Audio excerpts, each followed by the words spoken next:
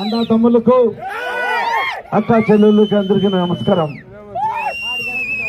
నేను మీ గుమ్మనూరు జయరాం, మీ అన్న, మీ తమ్ముడు.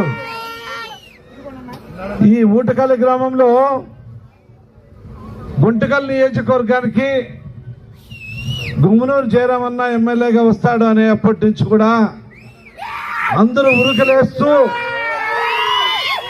ఊటకల్ నుంచి భారీ ఎత్తున ఆలూరుకి రావడమే కాకుండా ఎక్కడ చూసినా కూడా ఈ రోజు వరకు కూడా బ్రహ్మాండమైన బ్రహ్మరథం పడుతూ